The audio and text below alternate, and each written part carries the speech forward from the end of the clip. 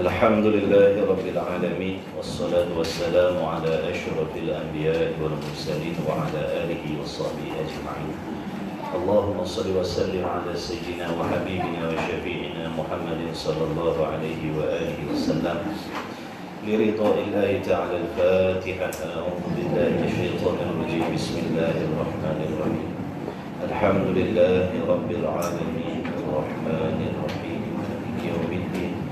إياك نعبد وإياك نستعين. اهدنا الصراط المستقيم صراط الذين أنعمت عليهم غير المغضوب عليهم ولا الضالين. أعوذ بالله من الشيطان الرجيم. بسم الله الرحمن الرحيم. الحمد لله رب العالمين والصلاة والسلام على رسول الله وعلى آله وصحبه أجمعين. سبحانك لا علم لنا إلا ما علمتنا إنك أنت العليم الحكيم. اللهم افتح علينا حكمتك وانشر علينا من خزائن رحمتك يا أرحم الراحمين. ربنا زدنا علما وفهما يا كاشف المشكلات. اكشف الحجب عن وجوه هذه المعاني حتى نطلع على خفيات هذه المسائل، واحفظنا من الخطأ والضلال فأنت موفق كل أمر وأنت علام الغيوب برحمتك يا أرحم الراحمين. وهب لنا يا وهاب علما وحكمة وبالرزق يا رزاق كلنا مسهلا، وبالخير يا فتاح فافتح لنا، وبالهدى وبالعلم كلنا يا عليم مفضلا. اللهم علمنا ما جهلنا وذكرنا ما نسينا. اللهم اجعل أعمالنا خالصة لوجهك الكريم. اللهم أرنا الحق حقا وارزقنا اتباعه، وأرنا الباطل باطلا وارزقنا اجتنابه. وصلى الله على سيدنا محمد وعلى آله وصحبه وبارك وسلم، والحمد لله رب العالمين. Allahumma salli ala Muhammad. Amma ba'du. Assalamualaikum warahmatullahi wabarakatuh. Tuan-tuan dan puan hadirin hadirat, tetamu Allah, tetamu Rasulullah sallallahu alaihi wasallam yang saya kasihi lagi saya hormati sekalian, diharapkan antum semua sihat walafiat. Ya Allah. Kursi cukup. Ada kursi. Kalau tak cukup kursi, bentar jika pun boleh tak? InsyaAllah untuk tidak melengahkan waktu, sambungan kitab kita insyaAllah Misbah Munir. Muka surat waktu dah 39. Jawi muka surat apa Jawi? 16. Jawi 16. 30 Allahumma salli ala Muhammad. Baik, bismillahirrahmanirrahim. Qala Syekhul Musannif rahimahullahu ta'ala wa nafa'ana wa iyyakum bi'ulumihi fid darain amin ya rabbal alamin. Kata musannif, huraian sifat yang keempat, yakni daripada 20 sifat yang wajib bagi zat Allah Subhanahu wa ta'ala. Yang keempat yaitu mukhalafatuhu ta'ala lil hawadith. Mukhalafatuhu ta'ala lil hawadith, yang erti Melayunya bersalahan Allah Subhanahu wa ta'ala lil hawadithi, dengan makna segala sesuatu yang baharu.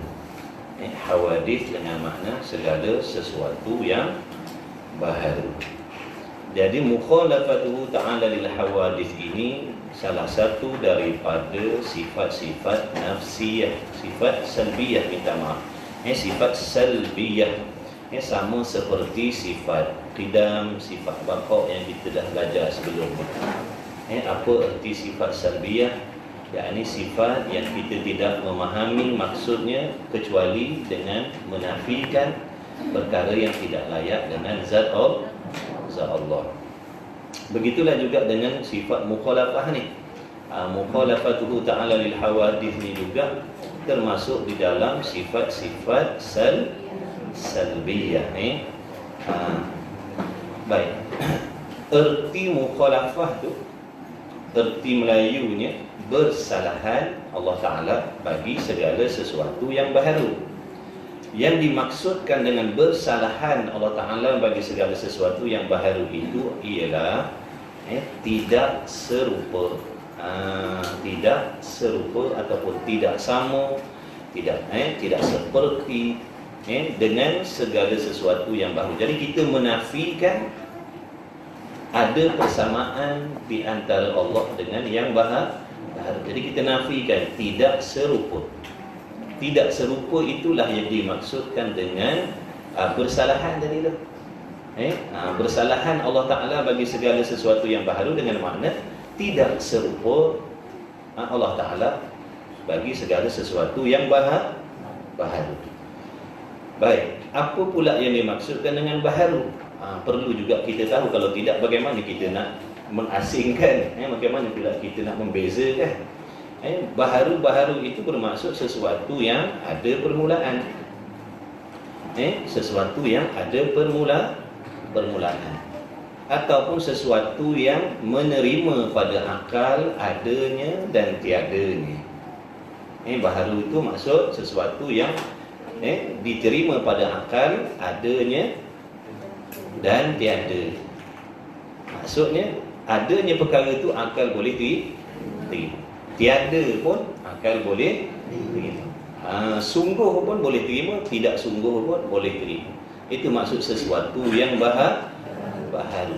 Contohnya alam ini, contohnya makhluk ini, sama ada makhluk yang zahir ataupun makhluk yang di alam ghaib.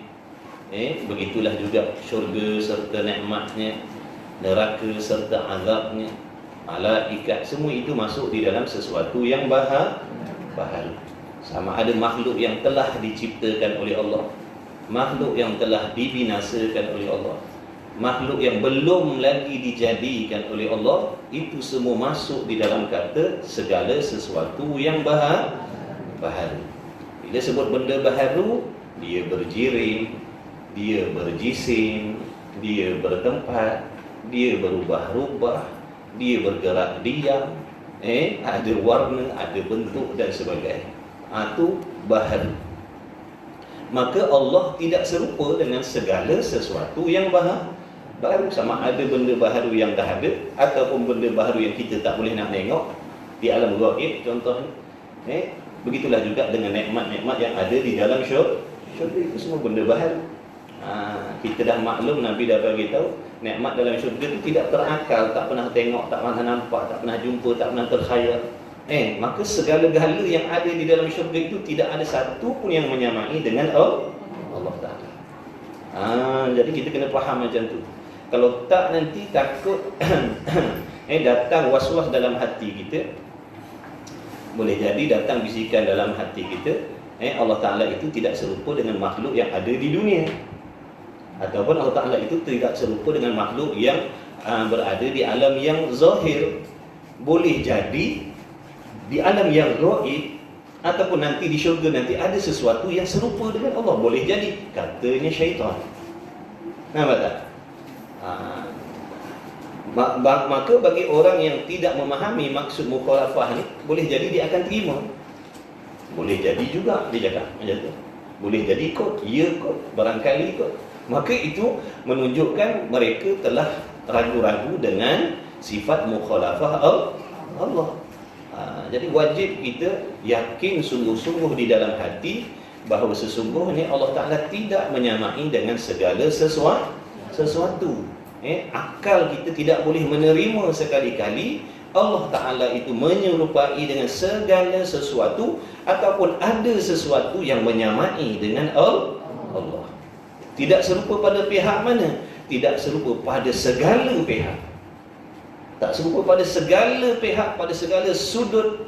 Jadi tak boleh kita nak khayal-khayalkan, nak gambar-gambarkan berwarna, berbentuk. Allahumma salli ala Muhammad. Apa lagi segala jirim yang baharu, segala sifat yang baharu, segala perbuatan yang baharu, tidak ada sama sekali menyamai dengan Allah Ta'ala. Sekalipun makhluk yang belum dijadikan oleh Allah, sekalipun makhluk yang belum lagi diciptakan oleh Allah.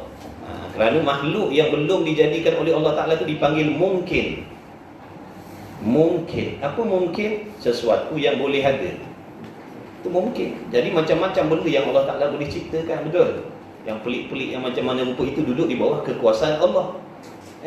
Jadi andai kata ada makhluk sepelik mana pun, sehebat mana pun yang diciptakan oleh Allah, tidak serupa dengan Allah. Tak serupa dengan Allah. Jadi pegang elok-elok. Bukan semata-mata kita tahu, bahkan wajib yakin serta jazam yang putus di dalam hati. Jazam yang putus, pegang betul-betul. Apa juga keadaan kita sekalipun, itulah akidah kita terhadap Allah. Ini akidah maknanya dalam hati kita terhadap Allah gitulah. Tak ada satu pun yang serupa dengan Allah. Andai kata datang dalam zihin kita bayang-bayangan, gambaran begini dan begitu, tidak sekali-kali. Itu bukan Allah. Itu bukan Allah. Mustahil. Allah tak boleh nak dikhayal-khayalkan. Tak boleh nak digambar-gambarkan begini dan begitu. Baik. Kemudian baru nak masuk kitab. Wajib pada syarak pula. Wajib pada syarak juga maksudnya. Pula dengan makna juga. Kerana perkara yang wajib tu banyak. Perkara yang wajib tu banyak. Sembahyang wajib, puasa wajib, menutup aurat di tempat yang tertentu wajib. Ni pun wajib juga. Itu maksudnya. Cari nafkah wajib. Kadang-kadang orang kata cari nafkah wajib. Belajar tauhid tak wajib. Belajar tauhid wajib juga maksudnya. Belajar tauhid wajib juga. Belajar tajwid wajib juga. Tu pula tu dengan makna juga. Maka pada syarak wajib pada syarak pula dengan makna wajib pada syarak juga di atas tiap-tiap mukallaf. Kutip tiap-tiap orang. Tiap-tiap tu dia tak kata wajib di atas sebahagian. Dia kata wajib atas tiap-tiap. Tak boleh lari dah. Yang mukallaf tak boleh lari dah. Selagi dia mukallaf, tak boleh lari. Dia duduk di bawah kewajipan yang Allah pikulkan. Sama ada laki-laki, perempuan, sempurna tak sempurna, apabila ada cukup 4 syarat tu, dia mukallaf. Orang yang diberatkan hukum hakam Allah. Berakal, cukup umur, dengan makna keluar mani, keluar darah haid, kemudian sampai seruan agama Islam pada diri dia, dan dia boleh mendengar ataupun boleh melihat. Kerana mendengar dan melihat itu adalah merupakan alat untuk kita memahami sesuatu, boleh terima maklumat. Sekalipun telinga kita tak boleh mendengar, dengan melihat kita boleh faham apa yang orang nak sampaikan. Itu yang guna bahasa isyarat tu. Orang yang pandai bahasa isyarat, dia fahamlah buat gini. Apa makna kita pun tak tahu, kita tak belajar. Bagi orang yang ada ilmu tu tahulah. Makna boleh hajar dia dengan isyarat, makna dia faham. Ataupun kalau dia buta, boleh bisik dekat telinga dia, begini, dia boleh faham. Tapi kalau hilang dua-dua ni, mendengar pun dia tak boleh, melihat pun dia tak boleh, maka dia tidak cukup syarat mukallaf. Ada tak tuan-tuan jumpa orang macam tu? Ada? Tak ada? Dia tak boleh mendengar dan tak boleh melihat. Berhimpun dua benda. Ada tak? Boleh jadi ada, tapi setakat ni saya tak tahu lagi. Tak pernah jumpa lagi, tak pernah dengar khabar lagi. Orang ni buta, lagi pula pekak. Tak jumpa lagi. Kalau jumpa tu kira rezeki tuan-tuan ada. Tak boleh nak buat apa lah. Nak tunjuk tak nampak, nak bisik tak dengar. Biasanya kalau buta mesti dengar. Kalau pekak, dia boleh dengar. Kalau berhimpun dua-dua ni, maknanya tak boleh melihat dan tak boleh mendengar ni, jarang-jarang ada. Boleh jadi adalah, tidak mustahil, boleh jadi ada. Sekalipun dia cacat anggota dia, anggota dia cacat contoh, tapi dia boleh mendengar, dia waras, dia berakal, maknanya dia mukallaf lah. Wajiblah di atas orang, wali atas diri dia tu menguruskan dia, mendidik dia, mengajar dia, Allahumma salli ala begitu. Jadi mana-mana mukallaf ni diberatkan oleh Allah Subhanahu Wa Taala, wajib mengetahui, dengan makna wajib Wajib belajar. Wajib belajar. Mustahil kita nak mengetahui sesuatu perkara dengan tidak usaha belajar. Dengan sebab itu belajar itu hukumnya wajib. Menuntut ilmu itu menjadi suatu kefarduan, kewajipan bagi tiap-tiap laki-laki dan perempuan yang mukallaf. Ngaji itu wajib. Sekalipun dia ahli maksiat, sekalipun dia tidak solat, sekalipun dia tidak berpuasa, sekalipun dia mendedahkan aurat, itu cerita dosa, itu cerita maksiat. Sekalipun ahli maksiat wajib melakukan apa yang diperintahkan oleh Allah. Dia minum arak, dia wajib mengaji tauhid. Dia minum arak, sebenarnya dia wajib sembahyang. Bukan maksudnya ibadah ni untuk orang yang tidak buat maksiat kan. Itulah hukum syarak Allah Ta'ala. Dengan cara orang bagi salam ni, jin itu ke? Jin tu ngaji kan? Dia mukallaf tak jin? Sungguh? Ada dalam? Ada. Dia yang kacau orang ngaji.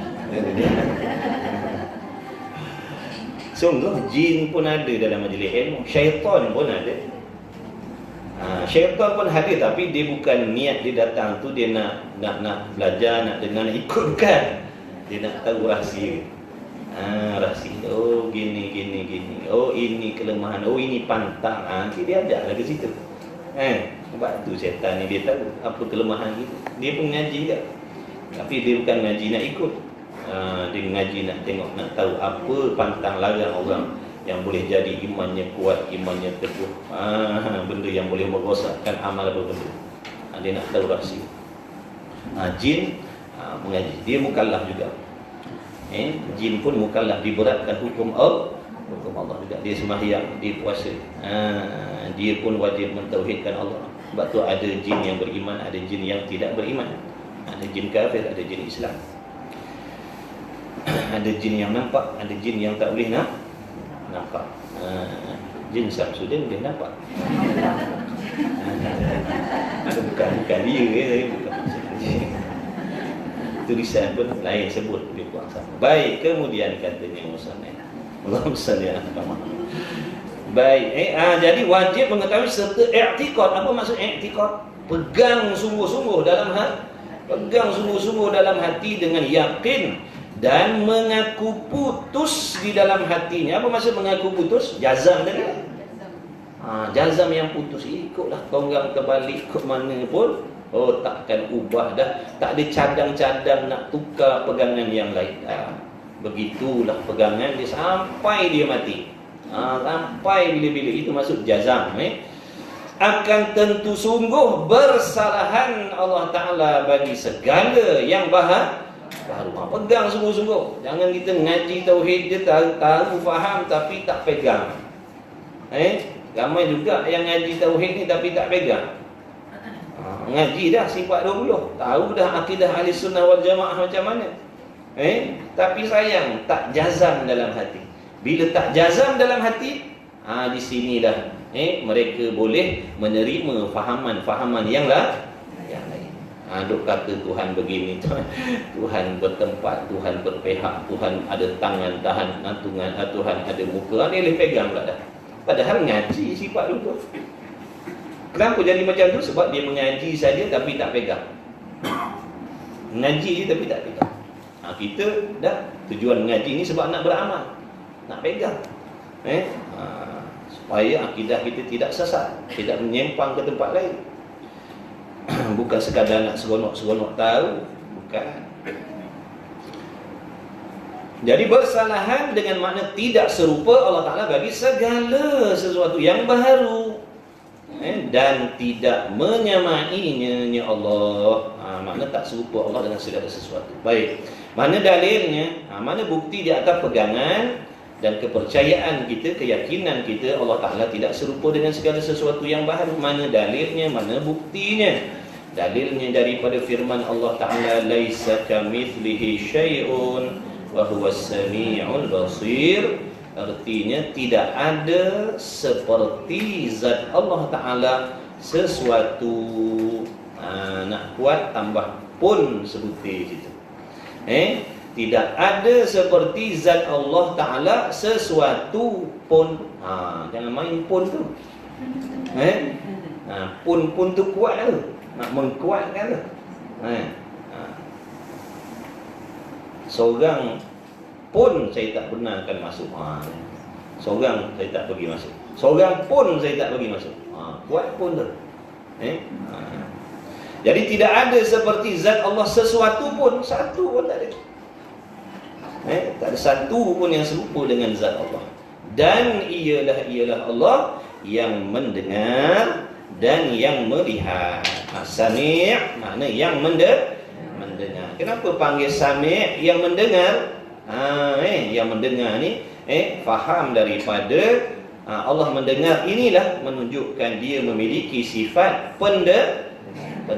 Boleh tak kita nak panggil mendengar jika tidak ada sifat pendengar?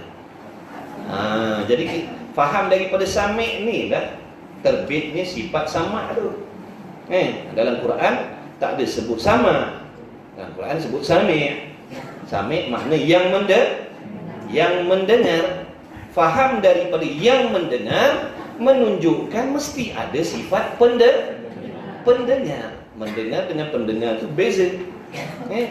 Mendengar itu perbuatan ataupun dipanggil ta'alluq. Adapun pendengar itu sifat. Begitulah juga dengan basir. Basir maknanya yang maha melihat ataupun yang melihat. Jadi faham daripada Allah melihat, mestilah ada pada zatnya sifat pelihat. Itu yang keluar sifat 20. Faham daripada situ dah tuan-tuan. Kalau nak cari sama' basar kalam mukhalafatuhu ta'ala lil hawa di dalam Quran sebuti-sebuti macam tu, memang tak ni jumpa. Tak jumpalah perkataan sama' basar kalam mukhalafah. Qiyamuhu binafsih, mana ada dalam Quran kata dia. Jadi ilmu ni reka-reka saja. Cantik muka dia banyak cantik muka dia. Senang-senang. Baik. Dan bersalahan Allah Ta'ala. Faham dah bila sebut bersalahan ni, apa maksud bersalahan? Apa maksud bersalahan murid-murid? Tidak serupa. Jangan tidur jangan tidur. Kalau cahaya kadang mata terbuka, sebenarnya tidur dah. Maknanya khoya. Mata buka rupa khoya, fikir dah mana tak tahu. Nak beli lauk apa ni sekarang ni. Dia fikir lauk pula dah. Nanti ada dulu. Jadi bersalahan Allah Ta'ala bagi segala sesuatu yang baru dengan mana tidak serupa dengan segala sesuatu. Dan bersalahan Allah Ta'ala mana tidak serupa Allah Ta'ala bagi segala sesuatu yang baru dan juga tidak menyamai. Itulah yang dikatakan sifat mukhalafatuhu ta'ala lil hawadith. Jadi jangan kita hafal saja sifat 20 tu sambil berlagu-lagu tapi tak faham. Lepas ni berlagu serta faham. Jangan berlagu makcik apa tadi lagu tadi tu? Tadi mukhalafah. Apa makna mukhalafah makcik? Mana makcik tahu, makcik hafal dia macam tu. Tak boleh. Makna kalau kita tak faham, macam mana kita nak beramal? Macam mana kita nak gunakan kefahaman kita? Sedangkan kita pun tak tahu Allah tu bersifat mukhalafah. Mukhalafah tu apa? Mana makcik tahu? Dah nak pakainya mana? Bila kita dah huraikan dah terang mukhalafah ni makna Melayunya, terjemah Melayunya bersalahan. Maksud Allah bersalahan ni, mukhalafah ni maksudnya Allah tak serupa dengan segala sesuatu yang baru. Barulah kita boleh gunakan. Boleh gunakan dalam nak menolak bisikan-bisikan ataupun fahaman-fahaman yang datang kepada kita, yang nak menyerang akidah kita, yang nak menghasut kita supaya mempercayai Allah Ta'ala itu serupa dengan yang lain. Jadi kita boleh tolak sebab kita faham dah Allah mukhalafah. Allah tak serupa dengan segala sesuatu yang baru, tak serupa pada segala sudut, pada segala pihak. Apa yang ada, kelakuan kita, sifat kita, kejadian zat kita tidak menyamai dengan Allah. Kita berjirim berjisim, Allah tidak berjirim berjisim. Kita ada bahan-bahan yang Allah jadikan. Allah ada ciptakan kita ni dengan bahan-bahan yang tertentu. Maka Allah Ta'ala maha suci daripada bahan-bahan. Tubuh badan kita ni dipanggil kam muttasil. Makna bahan-bahan, unsur-unsur yang Allah cantum-cantumkan, susun-susunkan, gabung-gabungkan, atur-aturkan menjadi makhluk, jadi manusia. Begitulah alam ini. Jadi semuanya alam ini terdiri daripada jirim dan jisim. Katanya, macam mana kita nak faham tentang macam kita melihat, Allah melihat. Tapi kita kata sifat melihat, kita melihat macam mana tak sama dengan Allah. Allah melihat, katakan sifat kita, sifat makhluk tak sama dengan Allah. Tapi kita melihat, Allah melihat. Macam mana nak bezakan? Kita melihat guna mata tak? Guna butir mata.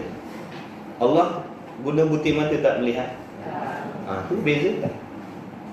Tu beza dah tu. Kita melihat guna mata, Allah melihat tak guna mata. Faham tak tu? Allah ada mata ke? Kalau Allah ada mata, serupa tak makhluk? Serupa dengan makhluk. Kita melihat nak kena ada cahaya, betul? Allah melihat ada syarat ke nak kena ada cahaya? Itu mukhalafah lah tu. Itulah perbezaan. Itu yang kata tak serupa tadi. Apa perbezaan melihat Allah dengan melihat kita? Yang pertama, sifat pelihat Allah tu sendiri pun tak serupa dengan sifat pelihat kita.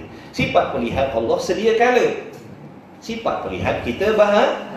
Sifat pelihat kita dijadikan. Sifat pelihat Allah sedia ada. Allah melihat tidak menggunakan mata. Kita melihat guna mata. Kita melihat ada syarat. Benda mesti berwarna, mesti berbentuk, benda mesti dekat. Betul? Sebesar-besar gunung pun kalau jauh daripada mata tak boleh nampak. Kita pula nak melihat, kena melihat tertib satu-satu. Macam sini, saya bila pandang sini tak nampak benda-benda lain. Tapi Allah melihat segala-galanya. Setiap benda yang ada ni nyata pada sifat melihat Allah satu persatu. Bukan maksud Allah melihat sini dulu, yang sebelah sini tak nampak. Tengok sini, yang sini tak nampak. Untung kita macam tu. Sedang molek waktu Allah tengok sebelah situ, yang belakang ni duk buat maksiat. Selamat yang belakang ni. Nampak tak? Jadi dia melihat tu, meratai, meliputi. Setiap sesuatu yang ada nyata pada sifat pelihat Allah. Nyata pada sifat pelihat Allah. Segala sesuatu yang ada, Allah Ta'ala tu melihat. Bukan syarat benda tu berbentuk, tidak. Bukan syarat benda tu berwarna, tidak. Bukan syarat ada cahaya, tidak. Asalkan benda itu wujud, dilihat oleh Allah. Bagaimana Allah melihat? Melihat Allah dengan mana? Nyata pada sifat pelihat. Pada sifat pelihat Allah Ta'ala tu nyata benda. Bagaimana nyata? Wallahu'alam. Tu tak boleh cerita. Kerana benda tu duduk pada zat Allah. Macam mana nyata pada sifat pelihat? Wallahu'alam, tak tahu. Sehingga Allahumma salli ala Muhammad, kalau kita pakai bau-bauan, berbau tak? Jadi harum-harum ni ada ke tidak? Ada. Allah melihat kepada haruman tu. Maksudnya haruman tu tadi nyata pada sifat pelihat Allah. Sifat pelihat kita ni hanya tertentu boleh mengesan kepada benda yang berbentuk, berwarna. Ada pun sifat pelihat Allah bukan syarat benda tu berbentuk, berwarna. Tidak berwarna pun dilihat oleh Allah asalkan benda itu ada. Jadi maksud Allah Ta'ala melihat nyata pada sifat pelihat Allah segala sesuatu yang ada. Itulah perbezaan. Kalau kita kata macam mana nak bezakan kita melihat dengan Allah melihat, itulah perbezaan. Kita melihat guna butir mata, Allah tak guna butir mata. Kita nak melihat kena ada syarat cahaya, Allah nak melihat tak syarat cahaya. Kita nak melihat kena gili-gili, Allah tak syarat nak gili-gili. Tu beza. Nanti kita sampai pada sifat basar, insya-Allah sama. Nanti kita jumpa. Jangan kita fikirkan dengan kita macam mana nak tengok bau. Macam mana nak tengok bau? Jangan yang kita jadi bela tu sebab kita nak samakan dengan pelihat kita. Macam mana nak tengok bau Kita fikir tu sebenarnya kita fikir tang kita tu. Ini yang kita bicarakan ni sifat Allah. Sifat Allah. Macam mana nak melihat bau? Bau boleh, hidu boleh, nak tengok tak boleh. Tak nyata pada sifat pelihat kita, ataupun sifat pelihat kita tak boleh nak mengesan yang nama bau tadi. Nyata tu mana boleh kesan lah. Mudah kita nak faham. Tu pun kalau kita nak huraikan pun tak boleh nak hurai. Nyata pada diri kita. Macam mana dari pendengaran kita ni boleh menyatakan bunyi-bunyi suara sehingga kita boleh mendengar, dipanggil mendengar. Bila boleh mengesan tu orang panggil mendengar. Terkesan tak, ada tak, boleh tak mengesan bunyi? Boleh. Boleh mengesan tu kita panggil cuba ceritakan hakikat sebenar-benar nyata bunyi tu pada telinga kita macam mana? Boleh tak huraikan secara terang nyata je lah? Kita pun tak boleh nak huraikan. Sedangkan tu duduk pada kita tu. Duduk pada kita pun lemah kita nak menghuraikan. Macam mana ni hakikat boleh terkesan pula bunyi ni? Begini dan begitu.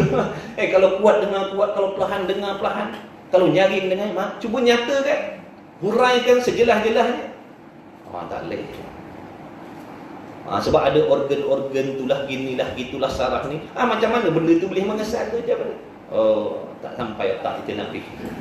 Itu pada kita tuan-tuan. Yang kita nak cerita ni sifat Allah yang maha sempurna, lagi pula mukhalaf, tak serupa. Bukan zat Allah saja tak serupa, sifat dia pun tak serupa. Cuma sama pada nama. Sama pada nama je. Kita melihat, Allah juga melihat. Kita mendengar, Allah mendengar. Tapi hakikat tak serupa. Itu yang disuruh kita belajar, baru kita faham. Jangan kita nanti bila dengar Allah melihat, melihat macam mana? Macam kita melihat lah. Tak boleh lah macam tu. Itu yang perlukan huraian. Jadi orang yang dah belajar, bila sebut Allah mendengar, dia faham. Dia ada ilmu. Bagi orang yang tak belajar, bila sebut Allah mendengar, dia faham seperti mana yang tadi. Mendengar macam mana? Macam kita lah. Kalau macam kita, ada banyak syarat nak melihat, nak mendengar. Lemahlah Allah kalau begitu, tak sempurna lah. Kalau Allah mendengar macam kita, melihat macam kita, tak sempurna lah. Habis. InsyaAllah nanti kita jumpa Pak ni. Nanti episod yang keberapa tak tahulah tu. Drama orang boleh tunggu. Drama dan TV tu episod sampai 200 episod. Istiqomah tak tertinggal satu. Kalau tertinggal, ulang balik, cari dalam YouTube, cari dalam TikTok. Tertinggal episod. Tuan-tuan yang dah tertinggal, dia cari dah.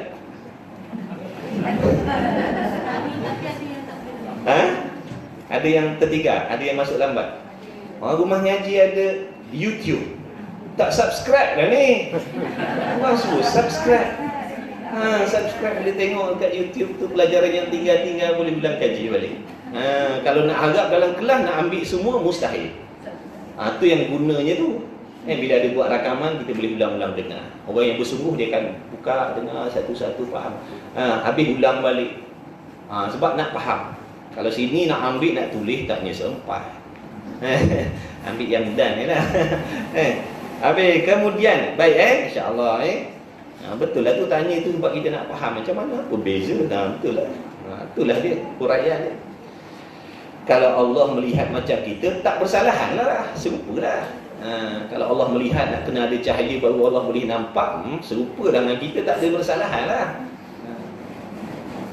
Dan bersalahan Allah Ta'ala. Jadi bersalahan Allah Ta'ala mana tak serupa Allah Ta'ala dengan segala sesuatu yang baharu itu, dikatakan sifat mukhalafah.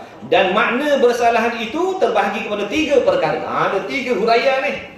Dia nak halusi lagi, nak huraikan lagi, supaya kita faham betul-betul. Jangan sekali-kali nanti kita menyamakan Allah pada pihak zatnya, ataupun menyamakan Allah dengan sesuatu pada pihak sifat ataupun perbuatan. Kalau semata-mata kita kata Allah tidak serupa dengan segala sesuatu, itu terlalu umum. Terlalu umum. Boleh jadi orang faham, tak ada Tuhan selain yang lain seperti Allah. Dia faham ke situ saja. Tapi dalam masa yang sama, dia meletakkan sifat makhluk seperti sifat Allah, ataupun sifat Allah pada makhluk. Sebenarnya dia dah masuk dalam kata orang yang menyamakan Allah juga dengan sesuatu. Tapi dia tak menyamakan pada pihak zat, dia menyamakan pada pihak sifat. Ataupun dia menyamakan Allah dengan sesuatu pada pihak perbuatan. Ataupun dia menyamakan Allah dengan sesuatu pada pihak zat. Sebab tu dia nak bagi sekarang ni 3 bahagian. Maksud Allah tidak serupa dengan segala sesuatu itu terbahagi kepada 3. Mana? Pertama, jaga. Jaga. Ambil perhatian. Ambil perhatian. Bersalahan pada zat. Maksud bersalahan tadi apa? Tidak serupa pada zat. Apa maksud tak serupa pada zat? Mudah bahasanya, zat Allah tidak serupa dengan zat-zat yang lain. termasuk. Zat Allah, zat tu makna diri lah. Diri sesuatu. Kalau kunci ni, ni lah zat dia. Ni lah diri dia. Ni diri kita ni, zat kita lah ni. Bukan zat berkrim disukai ramai tu, bukan tu. Bukan zat berkrim disukai ramai tu. Zat ni makna diri.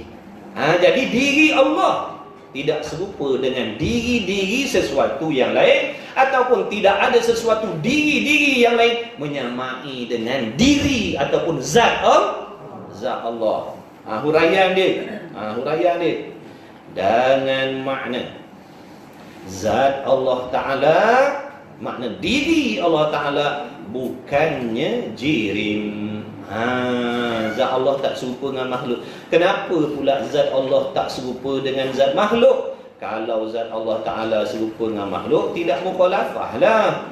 Kan dah belajar tadi dalam Al-Quran tu dah ada dalil ayat terang-terang tu, laisa kamitslihi syai'un. Dia tak serupa dengan sesuatu. Dia tak sama dengan sesuatu. Zatnya pun tak sama dengan zat-zat sesuatu yang lain. Dengan makna zat Allah bukannya jirim yang bertempat. Yang bertempat tu sifat bagi jirim tu. Zat Allah tidak. Zat Allah bukannya jirim yang bertempat. Yang bertempat tu sifat bagi jirim. Jirim ni bertempat. Setiap jirim bertempat. Kalau sebut yang tu sifat lah tu. Jirim yang bertempat. Maksud yang bertempat tu bukan sifat Allah. Yang bertempat tu sifat jirim. Jadi zat Allah bukan seperti jirim yang bertempat. Sebab itu di sisi akidah kita Ahlussunnah wal Jamaah, tak boleh dikatakan Allah bertempat. Tak boleh nak kata Allah bertempat. Kenapa? Kerana dia bukan jirim. Kalau Allah jirim, sesuai. Nak dikata Allah bertempat di situ, di sini, di mana-mana boleh. Macam angin. Angin berjirim, tapi dia jenis jirim yang halus. Jirim yang seni, yang boleh bermasuk-masukkan di antara satu dengan yang lain. Kalau jenis jirim yang beku, yang keras, kita tak boleh nak jalan. Ini udara ni orang panggil lapang yang mauhum nama dia dalam bilik. Ataupun kat luar, lapang yang mauhum. Nampak macam lapang, hakikatnya dipenuhi dengan udara. Tapi udara tu mauhum, tak nampak. Mauhum ni mana tak nampak. Macam tak ada, tapi hakikatnya dah macam mana kita boleh berjalan? Sebab dia jenis jirim yang halus, jirim yang seni. Kalau beku udara ni, dia jalan agak-agak. Jangan kata berjalan, nak kelip mata pun tak boleh. Kalau macam ikan tu, ikan dalam akuarium kan. Jadi air tu ibaratnya macam udara lah. Sebab apa ikan tu boleh berenang, gi mari?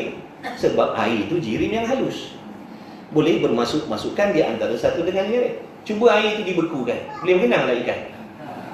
Ikan nak kelip mata pun tak boleh. Dah beku.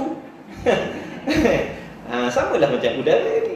Dikiaskan macam tu. Macam mana ikan tu berjalan, hakikat nampak macam kosong akuarium tu, dah ada air tu. Tu jirim yang halus. Ini meliputi kita. Ini panggil jirim ataupun lapang yang mauhum. Maka Allah Ta'ala bukannya jirim. Jirim tu apa? Jirim ni hari tu dah bagi tahu dah. Sesuatu yang dijadikan daripada bahan.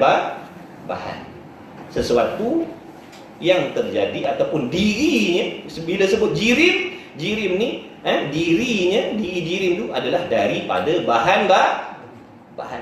Ada unsur-unsur yang Allah ciptakan. Nak jadi air, ada unsurnya. Allah nak buat angin, ada unsurnya. Nak buat tanah, ada unsurnya. Nak buat kayu batu, ada unsurnya. Unsur tu namanya bahan-bahan lah. Bila sebut jirim, sesuatu yang terjadi ataupun yang dijadikan daripada bahan-bahan. Jadi jangan nak tanya diri Allah tu apa bahan dia, jangan tanya. Kalau kita tanya manusia tu apa bahan dia, apa unsur dia, unsur dia tanah, ataupun ada unsur angin, api dan sebagainya. Bolehlah tanya. Sebab jirim, Allah jangan ditanya pula Allah tu bahan dia apa. Tak ada kena-mengena pun soalan tu dengan Allah.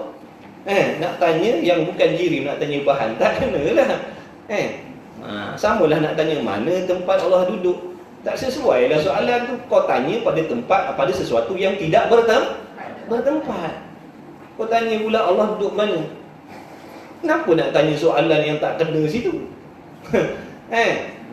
Ibaratnya kalau lelaki kita tanya, dah berapa bulan ngandung? Ibaratnya gitu. Cerdik ke tak cerdik tu? Dia lelaki tanya, mengandung berapa bulan dah? Tak ada kena mengena soalan dengan aku. Aku bukan perempuan. Jadi salah soalan. Nak tanya pun tak kerti. Nak tanya pun tak kerti nak tanya. Dia tanya Tuhan kat mana pula dah. Tak faham soalan tu. Soalan tu pun dia tak faham. Dia tanya Tuhan duduk kat mana. Soalan tu tak boleh nak dihadapkan pada Allah, kerana dia bukan jenis bertempat. Kalau jirim boleh tanya, mana, kat mana duduk, boleh tanya. Sebab jirim bertempat, Allah tak bertempat. Sebab apa? Dia bukan jirim. Kalau dia jirim, serupa lah. Tu Quran kata laisa kamitslihi syai'un, dia tak serupa dengan sesuatu. Jirim itu sesuatu, Allah tak serupa dengan sesuatu.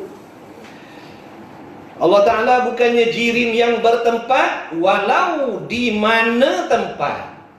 Walau di mana tempat.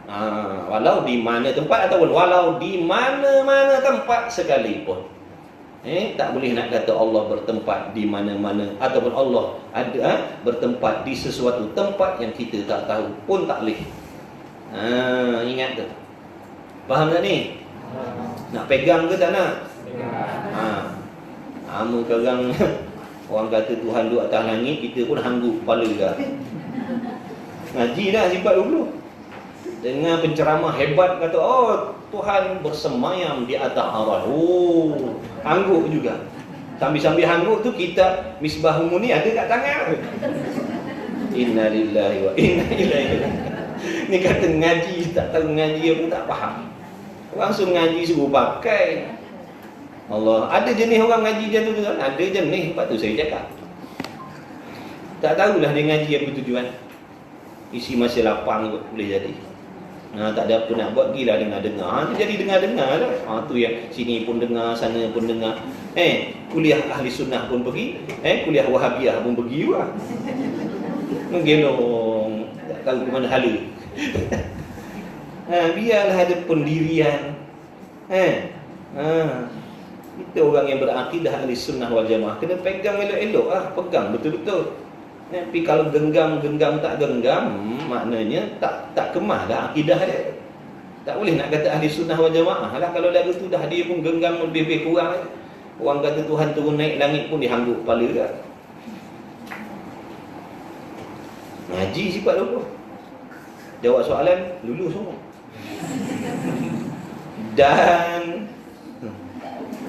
Dan makhluk ini jadi ingat tu, yang bertempat ni jirim. Setiap jirim wajib bertempat. Setiap jirim wajib bertempat. Tak ada jirim yang tak bertempat. Cuma kita tahu dengan tidak aja. Yang pasti yang nama jirim, yang nama jisim wajib bertempat, mesti ada tempat. Jin, jenis jirim dia, Allah ciptakan jin tu. Bertempat tak dia? Mana?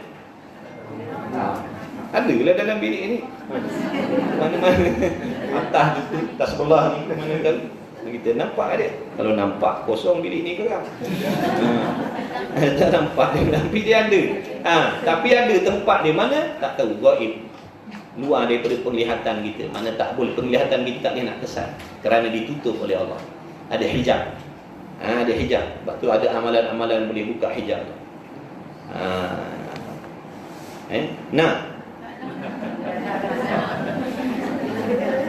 Nak boleh bagi. Tapi kalau orang bawa kereta luruh kan, tuan-tuan buat macam ni. Warna ni nak mengelak, banyaklah nampak dah. Itu ada hikmah Allah suruh kan. Kita nak menggatal, nak kita tengok pula. Dia passion benda tu. Bila dia tahu seseorang tu boleh melihat benda-benda yang macam tu, dia selalulah munculkan diri dia. Selalu nampak nanti. Gelisahlah hidup kita. Allah dah bagi tenang-tenang dah. Kita nak tengok benda pelik-pelik. Adalah hikmah Allah suruh kan. Dan makhluk ini semuanya jirim yang bertempat. Nampak tu? Dan makhluk ini Semuanya jirim yang bertempat. Semualah jenis makhluk yang dijadikan oleh Allah, semuanya bertempat. Syurga ada tempatnya, neraka ada tempatnya, malaikat ada tempatnya, jin, setan, iblis, semua ada tempat. Sebab apa? Semua itu jirim.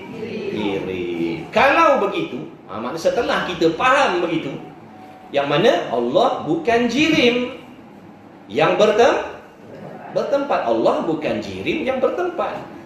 Sebab apa Allah bukan jirim? Sebab dia mukhalafah lah, dia tak serupa. Bila dah faham begitu, kalau begitu tidak boleh dikatakan, tidak boleh dengan makna haram dikatakan. Tidak boleh di situ dengan makna haram dikatakan. Lagi pula boleh merosakkan akidah. Baru ni ada kawan kita cakap, Ustaz, baru ni ada jumpa orang, dia kata Tuhan duduk ada dalam cawan. Dia kata, dia gila ke? Kalau orang gila cakap tak salah.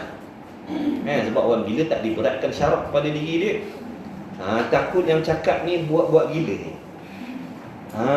Konon-konon fana lah, konon-konon fana macam wali-wali tu, yang dahsyat rindu cintakan Allah sampai tak teringat ke apa-apa tu. Tak boleh nak cakap macam tu. Kalau kita waras, selagi kita berakal waras, tak boleh cakap macam tu. Kalau sengaja cakap, merosakkan akidah. Ada pun orang yang dah memang akalnya binasa, gila, sungguh-sungguh gila, bukan buat-buat gila, bukan gila-gila. Kalau dia memang betul-betul gila akalnya sebab terlalu cintakan Allah, sampai diri dia pun dia tak peduli dah. Bukan buat-buat tuan-tuan. Ada orang ni dia buat-buat. Ni bukan buat-buat. Memang dah dia sampai tahap yang macam tu. Tu orang gila tu, dia buat-buat gila ke? Saya tanya dia. Dia dah tanya. Dia kata, kau gila ke kau tanya? Dia pun tak tahu dia gila. Tapi memang dah akal dibinasa macam tu. Bukan buat-buat waras, tengok perempuan kenal lagi perempuan. Itu tak binasa lagi. Masih ada nafsu lagi. Ni dah memang ada manusia yang sampai tahap macam tu. Macam orang gilakan dunia lah, mudah nak faham. Ada tak orang gila dunia sampai tak teringat kepada Allah? Ada. Begitulah juga ada orang yang gila kepada Allah sampai tak teringatkan dunia. Jadi orang yang macam tu, perkataan dia dah tak boleh pakai dah. Kita yang waras tak boleh nak tiru-tiru duk buat cakap macam tu. Tu cakap dengan budak tu, kau jangan percaya lah. Mana boleh duk cakap macam tu suka-suka. Mana boleh tiru-tiru perkataan orang gila macam tu. Dia memang gila sungguh. Sisi Allah dia tak salah, sebab dia memang akal dia dah rosak lah. Kita waras lagi. Bagi kuih dengan tai boleh pilih lagi, beza. Nak buat-buat gila, biar orang kata, oh hebat dia ni, dia ni orang jenis ingat Tuhan ni, orang fana ni. Kita nak orang kata dia. Kita pun cakap lah macam orang-orang tu. Tak boleh tiru-tiru benda ni. Jangan nak buat-buat tiru-tiru. Haram. Satu, menyalahi syarak tu perkataan tu. Satu lagi, mendatangkan kesamaran, keraguan pada orang yang mendengar. Tu mujur dia tanya. Kalau dia terus pakai, balik rumah kan cakap, mak tahu tak, Tuhan duduk dalam cawan. Tak ke bahaya tu? Jangan buat main-main. Ada benda boleh buat main-main, ada benda boleh cakap, ada benda haram cakap. Kan Islam ni banyak apa, sempadan. Nak bercakap pun ada sempadan, ada undang-undang dalam nak bercakap. Bukan semua benda boleh cakap, bukan semua benda boleh tanya. Maka kalau begitu tak boleh dikatakan, tak boleh dengan mana haram dikatakan Allah itu bertempat di mana-mana tempat. Haram cakap macam tu. Allah ada di mana-mana, tak boleh. Ataupun Allah tu ada tempatnya, cuma kita yang tak tahu, pun tak boleh juga cakap macam tu. Kenapa? Kerana dia bukan jenis bertempat. Dia bukan jenis bertempat. Inilah akidah kita di Sunnah wal Jamaah. Inilah di antara pegangan kita. Yang kita belajar dalam kitab ni, inilah pegangan ahli Sunnah wal Jamaah. Biarlah kita tahu. Kemudian andai kata datang pahaman-pahaman yang lain duk kata Tuhan begini dan begitu, ni pelik ni, baru boleh beza. Oh, ini bukan akidah ahli Sunnah, baru boleh beza. Tapi kalau kita sendiri pun tak faham ahli sunnah wal jamaah tu pegangan akidah dia bagaimana, macam mana kita nak kesan yang salah, yang lain-lain tu macam mana kita nak tolak, macam mana kita nak lari, macam mana kita nak selamatkan diri. Kita sendiri pun tak faham ahli sunnah wal jamaah tu apa pegangan dia macam mana. Bila belajar baru boleh beza. Nampak datang pelik sikit, oh ni akidah ahli sunnah tak ada kata macam ni. Jadi kita tak terima. Mana kita boleh jaga hati kita, oh aku tak percaya benda ni, aku tak boleh percaya benda ni, sebab akidah aku ahli sunnah dah, bukan macam tu. Tapi kalau kita pun sendiri tak faham apa ahli sunnah sebut ahli sunnah tapi tak nak mengaji, ni masalah. Masalah. Dia kata Tuhan turun naik langit tapi ngaku ahli sunnah. Ahli sunnah tak ngaku lagu tu. Ahli sunnah tak kata Tuhan turun naik langit, ahli sunnah tak kata Tuhan duduk atas langit. Maka bukan marah dah. Bukan marah. Tempat kena tegas, bagi penegasan. Makna benda ni jangan main-main. Ni akidah tuan-tuan, jangan main-main. Menyimpang habis iman kita nanti. Kita belajar tauhid ni sebab nak menjaga akidah, jangan mensyirikkan Allah dengan sesuatu. Itulah tujuannya. Maka jika didapati di dalam Al-Quran ataupun hadis barang yang memberi waham, apa maksud waham? Yang memberi kesamaran. Kalau kita jumpa dalam Quran ataupun jumpa dalam hadis ayat-ayat yang mana terjemahan dia, zahir terjemahan dia memberi kesamaran, yakni pada kita, memberi kesamaran pada kita. Bukan Quran hadis itu kesamaran dah. Quran hadis tak ada kesamaran. La raiba fihi. Awal-awal lagi Allah pesanlah dalam Quran, zalikal kitabul la raiba fihi. Tak ada keraguan kesamaran. Yang kesamaran kita nak faham tu.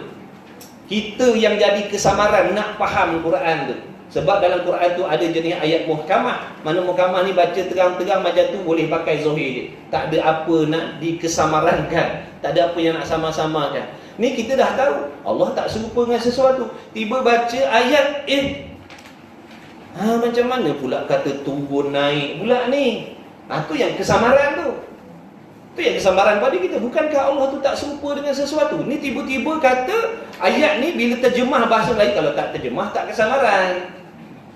Betul tak tuan-tuan? Kalau tak terjemah kesamaran tak? Kita baca je. Mana nak kesamaran sebab kita pun tak faham. Yadullahu fawqa aydihim. Tak ada kesamaran pun. Kenapa tak ada kesamaran? Kita pun tak tahu apa erti. Bila diterjemahkan bahasa kita, sampai ke ayat belakang, lalu timbul kesamaran kita. Bukankah Allah tu tak serupa dengan sesuatu? Ni tiba-tiba tangan pula, tiba-tiba muka pula, tiba-tiba atas bawah pula. Ni yang menjadi kesamaran pada kita nak faham ayat tu. Nafsu dalam ni, syaitan ni memang tertunggu-tunggu, ternanti-nanti peluang Dapat pula kita sedang duk cari-cari Tuhan atas langit, Tuhan atas arah. Yang segera faham bila sebut atas ni pihak. Bila sebut atas, apa yang tuan-tuan faham? Saya kata atas, apa yang tuan-tuan faham? Tu yang kata segera faham tu. Segera otak kita tangkap. Bila sebut atas, apa yang cepat kita tangkap? Apa yang cepat kita faham dengan perkataan atas tadi? Pihak lah. Bila sebut turun, apa yang tuan-tuan faham? Daripada atas ke bawah. Bukankah turun atas ke bawah, kiri kanan bergerak diam ni kelakuan jirim jisim? Ada. Apa yang kesamaran? Nampak tak? Jadi musannif dia bagi tahu, sekiranya jumpa dalam Quran, dalam hadis, ayat-ayat yang memberi waham, kesamaran, seolah-olah Tuhan tu menyerupai dan bertempat, maka dinamakan ayat itu ayat mutasyabihah. Namanya ayat mutasyabihah. Ayat mutasyabihah ni mana ayat yang menjadi kesamaran pada kita nak memahaminya. Adapun ayat tu hakikat tak ada kesamaran, kita yang sama-sama nak faham. Jadi ulama kita ahli sunnah wal jamaah amat berhati-hati dalam hal ni. Kerana takut nanti kita cuba-cuba nak membayang-bayangkan, cuba nak mencongak-congakkan, cuba nak mencari-cari, cuba nak menghayal-khayal. Sebab yang segera faham, bila sebut bertempat, bila sebut di atas di bawah, bila sebut turun naik, kita dah faham dah benda tu turun. Makna daripada tempat tinggi ke bawah. Lalu kita cuba dah bayang-bayang macam mana keadaan Tuhan turun masa tu. Dia dah cuba cari tu. Syaitan ada. Kan syaitan duk gambarkan begini, gambarkan begitu. Kita pun macam ni kot. Habis dah. Bahaya tuan-tuan. Jadi maka dinamakan ayat mutasyabihat dan hadis mutasyabihat. Baik, kalau dah begitu nak buat macam mana? Bila kita tahu ayat tu tadi, ayat mutasyabihat ataupun hadis mutasyabihat, maka wajib ditakwil akan dia. Jadi di sisi akidah kita ahli sunnah wal jamaah, bila jumpa ayat-ayat yang seperti itu, wajib di sisi kita mentakwilkan. Apa maksud takwil ni? Maknanya dipindahkan maksud dia tu kepada maksud yang menghilangkan kesamaran. Itu tujuan takwil. Bukan tujuan takwil nak mengubah ayat Quran. Bukan. Minta maaf, bukan takwil tu ulama nak ubah ayat, bukan. Nak huraikan maksud dia tadi supaya menyelamatkan kita daripada cuba nak mencari-cari sehingga kita nanti terjatuh kepada mensyirikkan Allah. Itu tujuan takwil. Nak menghilangkan kesamaran tadi tu. Maka wajib ditakwil akan dia supaya apa? Takwil tadi tu nak pindahkan maksud dia tu. Kenapa? Tak betul ke ayat tu? Bukan. Supaya lepas, yakni supaya selamat daripada syubhah itu. Supaya kita terselamat daripada benda yang meragukan tadi. Lepas duduk ragu-ragu, duk Tuhan ni macam mana pula turun naik langit ni? Supaya selamat daripada syubhah itu. Sama ada takwil itu dengan jalan ijmal, kita palingkan, makna dipalingkan. Maksud ayat tadi tu dengan cara ijmal. Ijmal ni makna secara borong, secara umum. Mana contohnya? Seperti ulama salaf. Takwilan ulama salaf. Jadi ulama salaf bila jumpa ayat-ayat yang mutasyabihat ni, mereka takwilkan ayat itu secara ijmal. Apa maksud ijmal? Ijmal ni mudah kita faham, serah bulat-bulat pada Allah. Wallahu a'lam. Dia tak ada tafsir apa-apa. Itu salah ni, salah yang betul-betul tuan-tuan. Tuan-tuan. Ni salah yang betul-betul bukan salah tipu-tipu. Sekarang banyak salah tipu-tipu. Ngaku salafi. Orang yang berpegang pada Quran dan sunnah, jaga-jaga tu. Jaga-jaga tu. Saya cukup cermat kalau dengar baca buku ataupun tengok buku tajuk perjalanan sunnah. Kena hati-hati lah. Nampak sebab tengok tajuk dia tu bila sunnah ni baik dah. Hati-hati, kadang puak-puak tu lah duk karangkan kitab-kitab yang macam tu nak mengalihkan perhatian kita ni supaya dapat menerima mereka punya fahaman dia. Jadi diselitkan, disembunyikan di sebalik perkataan Quran dan sunnah. Asbab ni lah kita dah jadi ragu-ragu dah. Sebelum ni dengan Quran sunnah kita faham dah, tapi bila dah puak-puak ni gunakan nama tu, hati-hati. Sehingga ada mereka mengarangkan kitab ahli sunnah wal jamaah, tapi fahaman dalam tu dia punya fahaman. Jadi kena cermatlah. Zaman sekarang fitnah banyak dah. Orang yang jadi mangsa orang awam Orang kita macam kita ni lah yang tengah seronok nak belajar. Sebab kita sentiasa bersangka baik, tasawuf. Wajib bersangka baik, tapi bersangka baik serta waspada. Waspada waspada tu tujuan nak jaga diri daripada mudarat. Sebab mereka dah gunakan benda-benda macam tu, menyembunyikan fahaman mereka di sebalik tajuk-tajuk yang macam tu. Hati-hati. Kalau kita keliru, tu tanya tu guru kita, betul ke begini, betul ke begitu. Jangan ambil dulu. Tanya dulu tu guru kita. Sebab kita tak faham. Boleh tak nak macam ni? Boleh tak nak kata betul ke dia kata begini? Betul ke dia kata begitu? Jangan ambil terus. Sekarang ni banyak tuan-tuan, banyak sangat-sangat. Kalau kita tak belajar sifat 20 ni, Allahu Akbar. Macam mana kita nak bezakan tu? Anak-anak kita pun pesan ngaji sifat 20 ni. Ulama-ulama dulu tok kenali, tutup guru, ulama suruh-suruh semua ni lah pahaman ni lah pegangan daripada dulu. Tok kenali no. Waliullah. Tuan Guru Haji Abdul Wahid. Macam-macam Tok Guru kat Melaka ni semua ni lah dia. Inilah dia kitab duk dia mengajar, inilah dia yang dipegang. Tiba-tiba datang yang kendian ni pula kata ulama ni salah, tu tak betul, tu tak betul. Oh, Tok Kenali salah lah lagu tu, Tok Kenali. Tahu Tok Kenali? Tak kenal? Tengok dia punya manakib dia, sejarah dia, siapa Tok Kenali tu. Di antara orang yang bertanggungjawab membawa sistem pengajaran pondok kat tanah Melayu di Malaysia. Almarhum Tuan Guru Haji Abdullah, Pondok Lubuk Tapah, ayah dia ngaji dengan Tok Kenali tu. Tok Kenali, Tuan Guru Haji Abdul Rahman, Tuan Guru Haji Abdullah, Pondok Lubuk Tapah. Tuan Guru Haji Abdul Rahman saya tak sempat jumpa, tapi dapatlah rezeki jumpa dengan Tuan Guru Haji Abdul Rahman tu. Dia ceritalah apa yang ayah dia cerita pada dia. Tok Kenali. Tok Kenali tu dia punya terang hati di fikiran dia macam Tok Guru kata macam perakam kaset kata dia. Apa Tok Guru cakap semua dia hafal. Tak ada tulis-tulis. Punya hebat. Ngaji puluh tahun kat Mekah. Balik semua kitab dia jual. Ada kitab yang tertentu je dia buat balik. Yang lain semua dia jual balik. Sebab apa? Ilmu dalam dada dah. Tiba-tiba salah Tok Kenali. Sian Tok Kenali. Tiba-tiba tak betul juga fahaman Tok Kenali rupanya. Kau ngaji baru 5 tahun ngaji. Ngaji pilih-pilih pula tu ada tempat baca sendiri. Kau nak nyalahkan ulama duk ngaji puluh tahun. Kulit ke kulit bertalaki puluh tahun. Kau ngaji jangan kadang-kadang nak menyalahkan ulama dulu-dulu. Tu fitnah orang belajar, jaga-jaga. Orang dah ada ilmu pun ada fitnah dia. Tu dia antara fitnah jadi sombong dengan ulama dulu, tak ada hormat, biadab. Baru ngaji 5-6 tahun, 7-8 tahun biadab dengan ulama dulu-dulu. Duk warak. Mereka bukan alim, warak.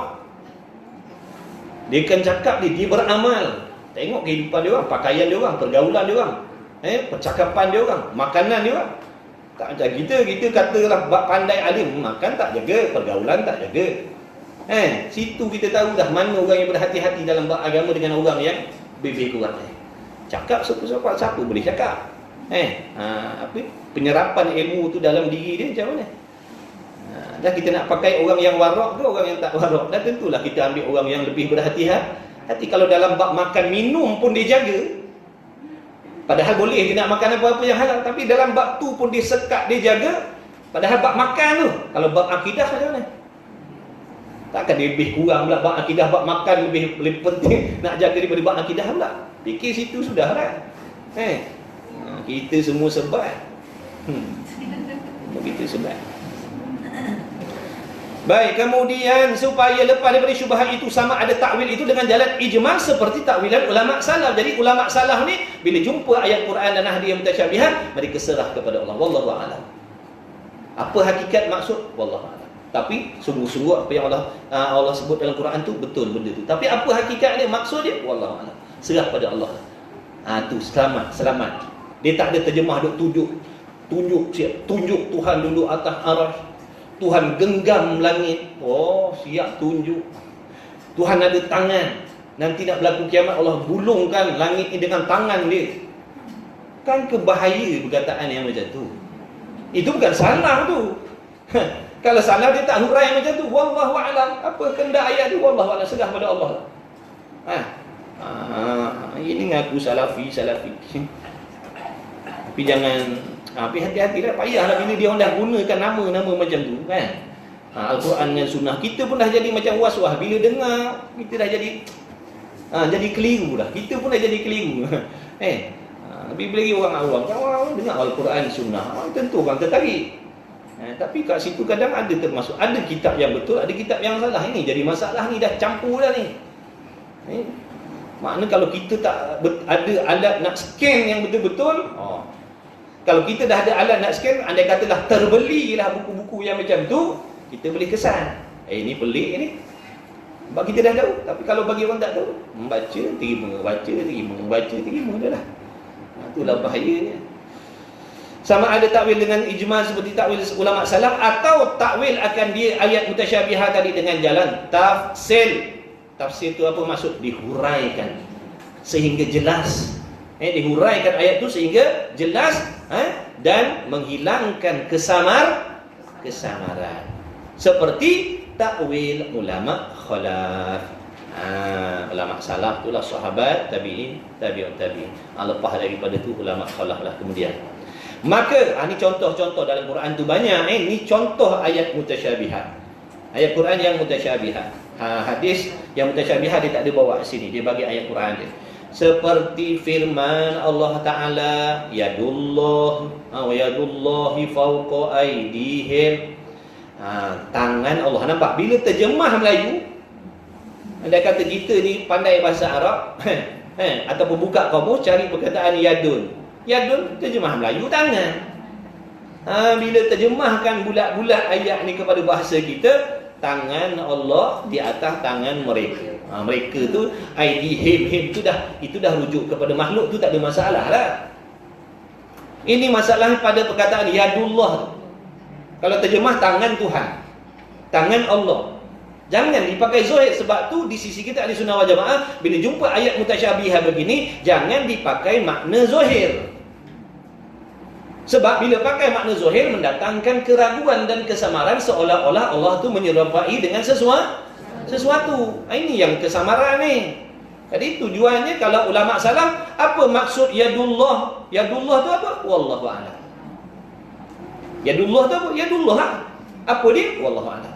Dia tak terjemah dengan tangan. Sebab yang bila sebut tangan segera faham. Ada bentuk begini dan begitu, ada jari besar kecil, ada warna dan sebagainya. Itu yang segera faham. Bila sebut tangan, yang segera fahamnya tangan tu begini. Tapi sekarang ni tangan Tuhan bagaimana? Dia cuba cari, cuba congak. Bahaya tuan-tuan. Tapi kalau serah kepada Allah, yadullah wallahu a'lam. Ada apa-apa kesamaran? Selamatlah kita daripada kesamaran. Sebab tu bukan maksud dia, bukan murad dia kena tangan, maksud tangan macam itu, bukan. Berkata salaf pada tafsirkan ayat itu begini, bermula yadullah itu atas segala tangan-tangan mereka itu. Itu salah. Makna yadun, maksud yadun lah. Yadun apa? Yadun lah. Bukanlah lafaz yadun itu dengan makna tangan. Bukan. Dia tak tafsirkan begitu. Kerana jikalau yadun dengan makna tangan, maka tidak dinamakan lagi ayat mutasyabihah. Terang-terang Tuhan bertangan lah, maksudnya begitu. Tak mutasyabihah lah. Tak ada kesamaran lah Tuhan tu ada tangan. Na'udzubillah min zalik. Dan berkata ulama khalaf pula pada mentafsirkan ayat itu begini, bermula kekuasaan itu atas segala kekuasaan mereka itu, maka lafaz makna perkataan yadu diterjemahkan, ditafsirkan dengan makna qudrat. Jadi yadun dengan makna yadun bukan makna tangan, yadun dengan makna qudratullah, kekuasaan Allah. Dah memang Allah Ta'ala memiliki kekuasaan, tak ada kesamaran dah lah. Yadun dengan mana? Kekuasaan Allah. Ada kesamaran dah? Tak ada dah kesamaran. Daripada kata tangan Allah tadi, kan ada kesamaran. Itulah tujuan takwil tadi, nak melepaskan kita dari kesamaran yang boleh merosakkan akidah. Yang takut terjatuh kepada mensyirikkan Allah, menyamakan dia dengan sesuatu, sedangkan Allah tak serupa dengan sesuatu. Kalau manusia, makhluk bertangan, tak boleh kata Tuhan bertangan. Kalau makhluk bergerak diam bertempat, Allah tak boleh dikatakan bergerak diam bertempat, kerana membawa kepada serupa. Begitulah tiap-tiap ayat dan hadis yang mutasyabihah. Tiap-tiap kali jumpa ayat-ayat mutasyabihah, begitulah, maksud hati-hatilah. Jangan duk pakai jangan pakai zahir. Dia ada tempat perlu tafsir. Tapi yang nak mentafsirkan ni bukan kita. Kita belajar aja lah. Dah siap dah dalam kitab ni, ulama' tu dah siap takwilkan. Di sisi kita ahli sunnah, takwil ni begini, ikut yang tu dah lah. Janganlah kita pandai-pandai nak takwil, kita tak cukup berkakas nak takwil. Kang sewil kita orang. Jangan. Ulama' kita dah siap mengaji je lah, fahamkan dah. Tak payah nak buat pandai-pandai daripada ulama' dulu. Dia dah siapkan tuliskan kitab tauhid, jumpa ayat macam ni, dia punya tafsirannya begini. Sebab tu kalau nak ngaji tafsir, ngaji hadis, ngaji dengan tok guru yang berakidah ahli sunnah wal jamaah. Jangan mengaji tafsir, mengaji hadis dengan tok guru ahli punah berjemaah tu jangan. Tu ahli punah berjemaah. Dengan jemaah dia duduk punah. Jumpa ayat mutasyabiah, tafsir ikut suka hati dia. Adalah kita dengar ni, baru ni kita tengok orang share video. Dia kata Tuhan ni besok bila nak kiamat, sebab ayat tu Allah menggulungkan langit tu, dia terjemah gulungkan dengan tangan dia. Takkan berat tu. Kita dah cuba macam mana besarlah tangan Tuhan nak gulung langit ni. Dah cuba cari dah tu. Kan bahaya tu. Sikit rasa tak bersalah muka duk menerangkan ayat. Yang lain tu yang lain. Kagum dengan terjemahan itu. Hati-hati nak ngaji tafsir ni. Jangan terburu-buru ngaji tafsir. Fahamkan akidah ahli sunnah wal jamaah ni punya fahaman. Sama ada tafsir ke hadis ke tu, dua-dua kalam yang mulia hakikatnya daripada Allah. Kalau tak cukup kita punya makna persiapan nak ngaji tafsir ni, hadis ni, boleh rosak. Bukan boleh jadi elok, boleh jadi rosak. Kalau tak cukup persiapan. Sebab tu suruh dulukan fardu ain dulu. Kan dia barulah pergi cari fardu kifayah. Ni kita nak hebat, nak orang kata bagus, nak orang kata rajin mengaji, pergi kejar tafsir, pergi kejar hadis dulu, yang akidah tak tahu ke mana lagi. Sebab tu kan bila tu guru kena pahaman yang pelik-pelik mengajar tafsir, kita hanguk terus. Sebab kita tak tahu. Ni tak belajar. Sifat 20 tak nak apa barang sifat 20. Ni tafsir juzuk 20 dah. Jangan main-main. Kau ngaji apa? Sifat 20. Barang sifat. Orang ngaji tafsir lah. Dia bikin hebat lah tu ngaji tafsir. Ya, kalau kena tempat hebat. Kalau tak kena jadi macam tadi tu. Bukan jadi elok, jadi punah tu. Jadi hati-hatilah. Jangan tergopoh-gapah walaupun dalam nak belajar. Memang disuruh tamak ilmu ni. Mengaji ni memang kena tamak, tapi kena ada step dia. Bukan boleh pulun ikut suka hati. Kita lebih-lebih lagi orang yang baru nak dekat dengan agama, dekat dengan ilmu, tanya dulu, Tok Guru saya ni begini, tahap saya begini, apa yang perlu saya belajar untuk diri saya ni? Umur saya ni 120 tahun dah ni, baru dapat hidayah. Macam mana saya nak belajar apa? Ngaji Iqra. Baca Quran tak betul kan? Tak betul. Ngaji Iqra, ngaji Muqaddam. Sebab tu yang wajib atas diri kamu. Wajib kamu solat dalam membaca ayat Quran yang betul. Dah macam mana? Ngaji tajwid. Bukan terus ngaji juzuk 2 dah. Dia kata kenapa juzuk 2? Sebab saya umur dah 120 tahun, takkan nak ngaji Iqra. Tak kira. Ada orang macam tu, malu nak ngaji Iqra. Malu kenapa? Dah memang tu yang wajib kita kena belajar. Bukan ikut umur. Bagi orang yang mula nak ibadah, dia kena tahulah asal-asal ilmu tadi. Iqra ataupun tajwid tu untuk nak betulkan bacaan Quran. Kerana baca Quran dengan betul tu wajib, mesti, lebih-lebih lagi dalam solat. Kerana kalau salah baca tak sah sembahyang. Jadi setidak-tidak ni kita perbetulkan bacaan-bacaan dalam solat kita. Paling tidak lah. Kalau anda kata kita tak nak baca Quran yang berjuzuk-juzuk tu, kita nak solat je, wajib betulkan bacaan dalam solat tu. Wajib menghadap guru, tasmik dengan guru tu. Guru saya baca Fatihah begini, takbiratul ihram rukun qauli begini, betul ke sah ke begini? Fatihahnya begini, tahiyatnya begini, salamnya betul tidak? Tok guru kata betul. Sah tak apa dah. Lepas tu tok guru tanya, yang lain-lain hukum tajwid lain tak nak belajar ke? Tak nak, sebab apa? Sebab saya tak ada baca Quran tu. Jadi solat ni. Contohnya lah. Dah surah apa? Inna qaina qul huwallahu. Tak apa dah lah. Asalkan betul bacaan. Apa tu dalam bab fiqh nak kena belajar apa pula tu guru? Fiqh begini, apa yang menjadi kewajipan atas diri kamu? Semua yang menjadi kewajipan atas diri kamu kena belajar benda tu. Ada pun bab-bab yang tak ada kena-mengena tu sunat sahaja kamu belajar. Sebab benda tu tak sangkut paut dengan amalan kita. Contoh sekarang ni, contoh macam kita tak duduk dalam kategori orang yang wajib nak mengerjakan haji. Sunat dia nak belajar buat haji tu. Tapi orang yang dah terlibat wajib belajar. Wajib belajar. Macam kita kiaskan lah. Kita wajib tak solat, wajib solat. Wajib tak nak kena mandi wajib, wajib nak mandi wajib. Wajib tak nak ambil wuduk, wajib. Jadi kena belajar lah benda-benda tu. Sekalipun umur kita dah banyak. Kemudian dalam bab akidah pula, akidah mesti betul. Nak kena belajar apa? Belajar sifat 20. Apa tu? dalam bab keikhlasan hati, sifat mahmudah, sifat madmumah, yang kita nak jaga hati kita, sucikan hati kita daripada penyakit-penyakit yang boleh merosakkan pahala amal ibadah kita. Apa dia? Belajar tasawuf. Tu. Kemudian kalau ada masa lapang, bolehlah nak pergi belajar dengan tafsir, dengan sirah, pergi dengan ceramah. Silakan. Macam tu. Ni dah pergi kerja tu, tengok kawan-kawan pergi ngaji tafsir, kita pun pergi tafsir, beli ngaji tafsir. Hadis. Padahal tajwid tak mengaji, akidah tak mengaji. Tu. Jadi hati-hatilah. Sebab fitnah syaitan tu ada di mana-mana.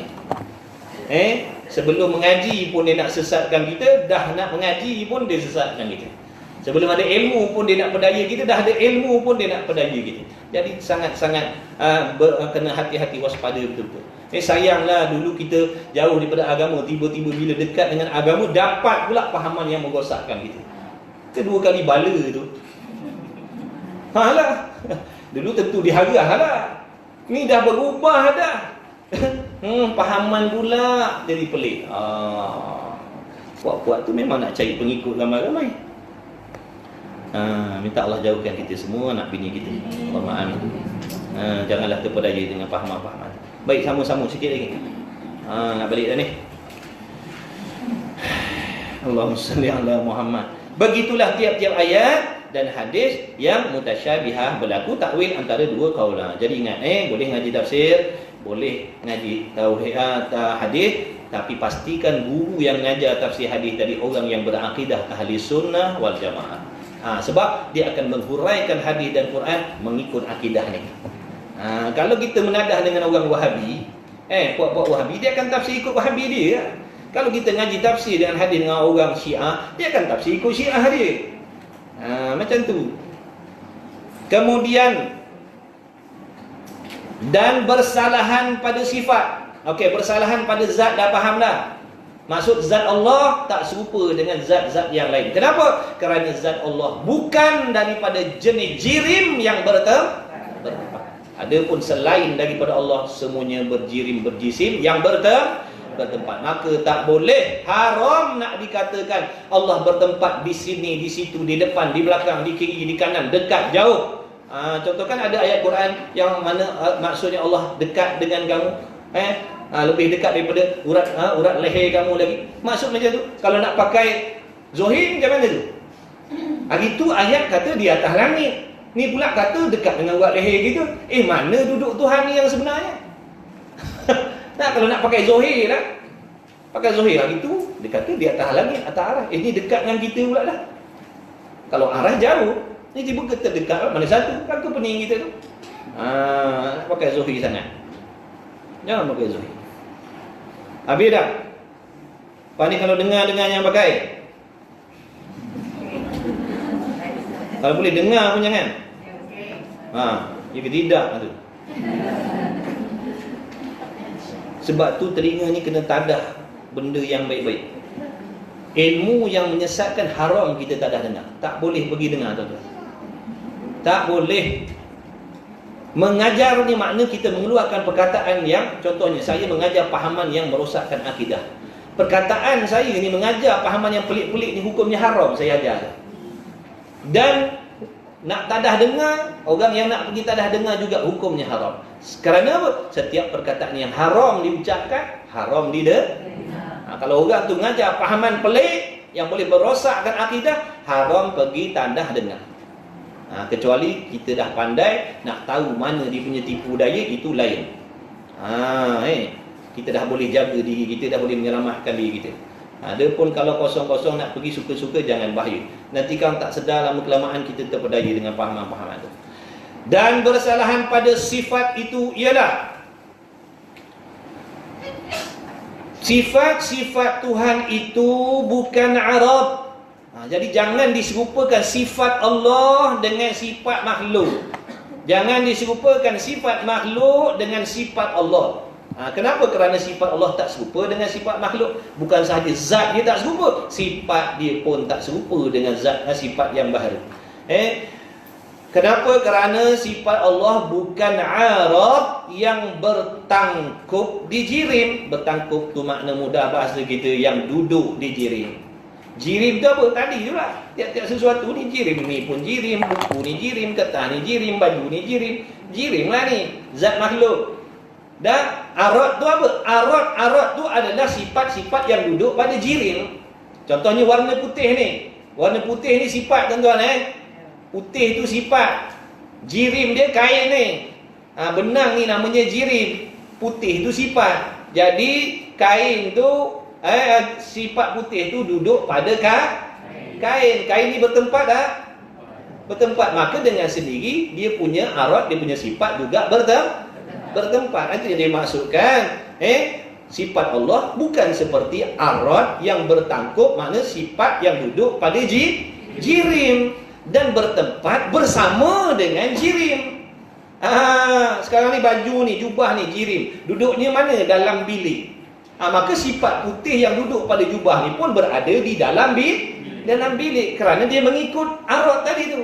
Dia mengikut jirim tu. Arad ni sifat yang duduk pada jirim. Sifat pedas. Sifat pedas tu arad. Duduknya pada mana? Pada gigi cili. Cili tu jirim. Pedas tu arad. Jadi mana ada cili, situlah ada arad dia. Kalau kita nak bungkus cili, bungkus dengan arad-arad dia sekali. Jangan tuan-tuan minta buku hasing pula.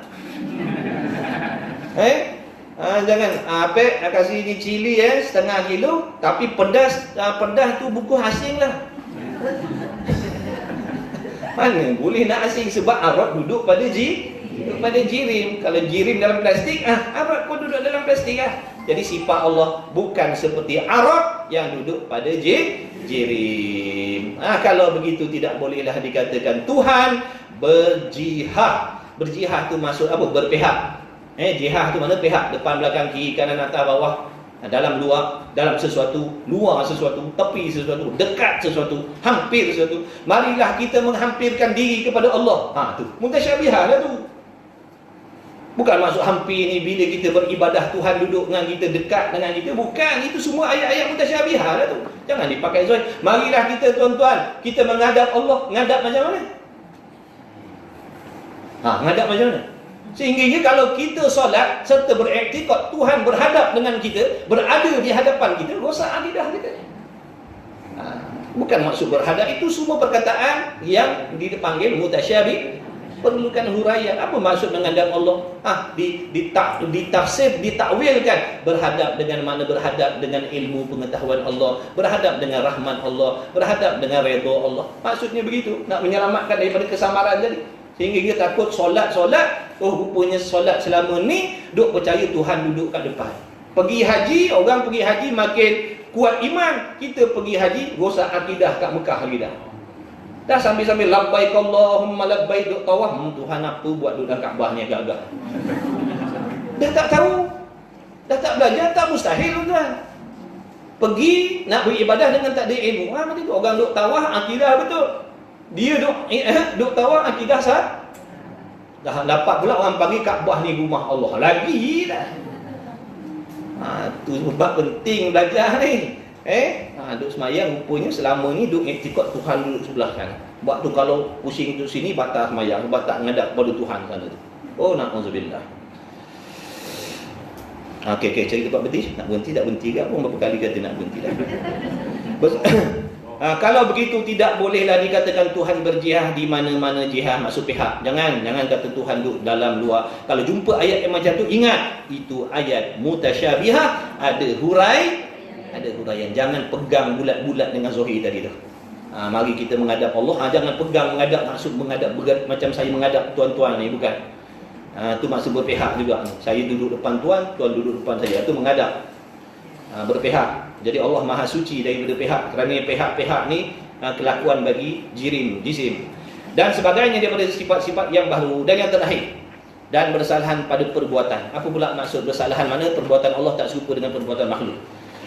Dan bersalahan pada perbuatan itu ialah perbuatan Allah Ta'ala bukan seperti perbuatan yang baru. Tahu perbuatan baru? Perbuatan makhluk lah. Baru-baru tu makhluk lah. Sesuatu yang ada permulaan tadi tu. Itu perkataan baru. Dan perbuatan dan bersalahan pada perbuatan itu ialah perbuatan Allah Ta'ala bukan seperti perbuatan yang baru. Kenapa? Kenapa tak sama perbuatan Allah dengan perbuatan kita yang baru? Kerana perbuatan Allah Ta'ala menjadikan yang tiada kepada ada. Daripada tak ada sesuatu Allah jadikan. Daripada tak ada sesuatu, yang nama alam, yang nama udara, yang nama tanah, yang nama tak ada. Makhluk ni tak ada sebelum tu. Allah jadikan dengan kebijaksanaan dia, dengan kekuasaan dia, dengan kesempurnaan ilmu pengetahuan dia. Allah menciptakan makhluk yang tiada kepada ada. Itu perbuatan Allah. Adapun perbuatan kita, kerana perbuatan Allah Ta'ala menjadikan yang tiada kepada ada, dan pula perbuatan Allah Ta'ala bukan daripada bahan-bahan benda. Allah Ta'ala nak menjadikan sesuatu tu bukan ambil bahan daripada mana-mana alam, Allah jadikan tanah dah. Tak ada. Bahan tu sendiri pun asalnya tiada. Bahan, yang nama bahan, yang nama unsur tu pun asalnya tiada. Allah yang menjadikan. Dan perkakas alat jentera, Allah nak buat sesuatu tak guna perkakas tangga ke, berucat ke. Nak cat langit tu biar warna biru, guna berucat. Dah. Kena guna pewarna, nak warnakan bunga-bungaan atas dunia ni, guna ambil warna. Dah, tidak sekali-kali. Lagi pula perbuatan Allah tak serupa dengan perbuatan makhluk. Pada pihak mana? Perbuatan Allah memberi bekas, memberi kesan maksudnya. Perbuatan Allah memberi kesan, memberi bekas. Sama ada memberi kesan manfaat ataupun mudarat. Adapun perbuatan kita makhluk tidak sekali-kali memberi bekas. Perbuatan kita tak memberi bekas. Itulah di antara perbezaan di antara perbuatan Allah dengan perbuatan makhluk. Sifat Allah dengan sifat makhluk. Masuklah dalam usaha kita, tuan-tuan. Sebab tu usaha kita tak memberi bekas. Barang siapa yang beriktikad dalam hati bahawa usaha dia itulah yang menghasilkan banyak ataupun sedikit rezeki dia, maka dia telah mensyirikkan Allah. Inilah sebab dia beriktikad perbuatan dia, usaha dia memberi bekas. Yang memberi bekas ni hanya perbuatan Allah. Dan usaha tu apa? Asbab sebab sahaja yang tak boleh memberi apa-apa bekas pun. Ni samalah macam kita usaha belajar. Hasilnya ilmu bukan asbab usaha. Hakikatnya bukan kerana usaha ni yang menghasilkan ilmu. Yang menghasilkan ilmu, kefahaman itu Allah. Jadi jangan kita perasan, contohnya bila kita pandai, bila kita faham, jangan kita perasan usaha kita dah dijadikan oleh Allah. Dah usaha tu apa gunanya? Daripada usaha itulah Allah memberikan pahala.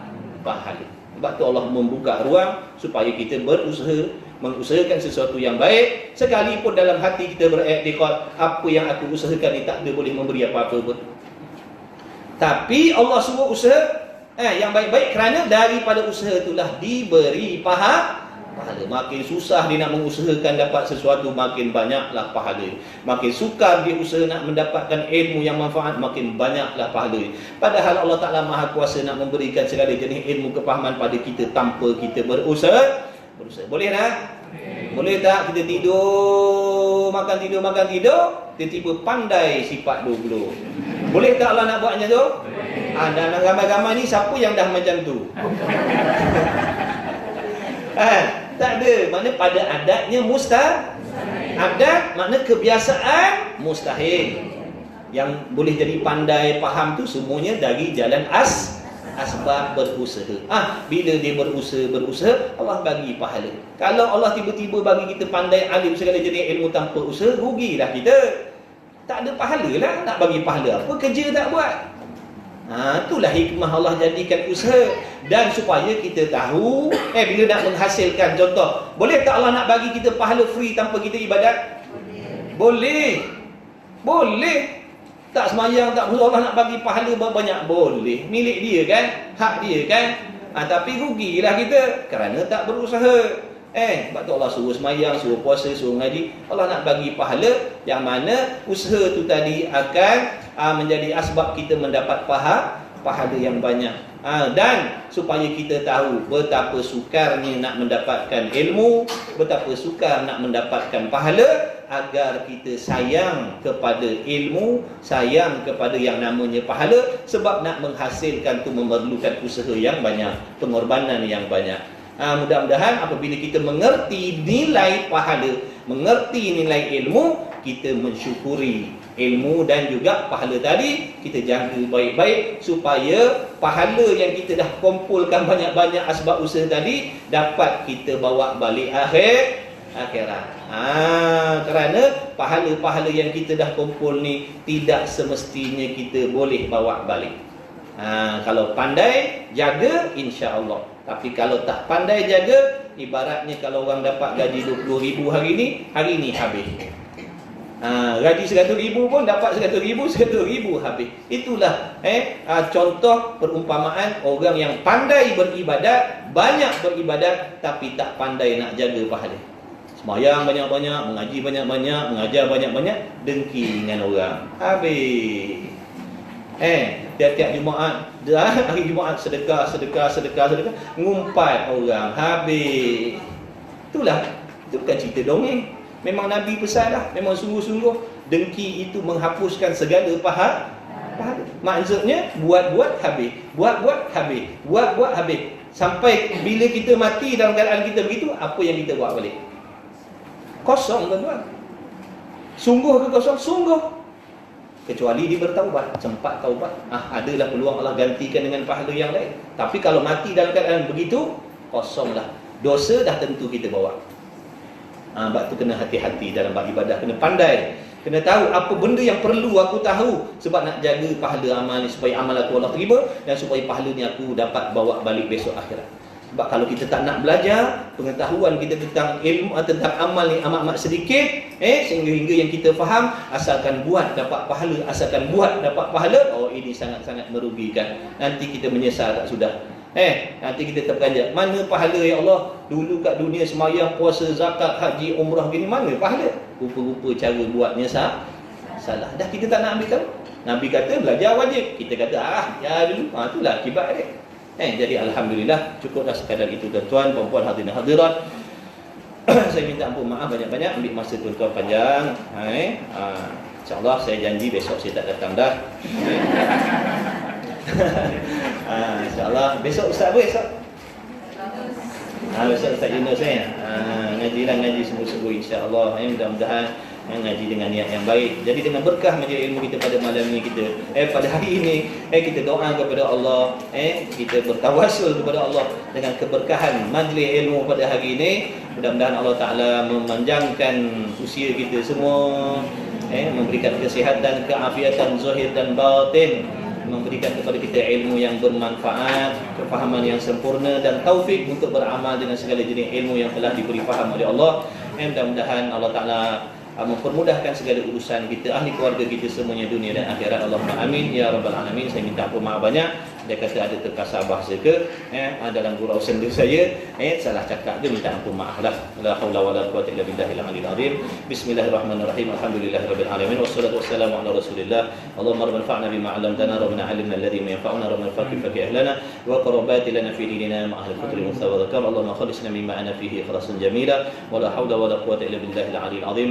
Sallallahu alaihi wasallam Muhammad wa ala alihi wa sahbihi wa baraka wa sallam. Alhamdulillahirabbil alamin. Taqabbalallahu minni wa minkum. Inna wa minkum taqabbal ya karim.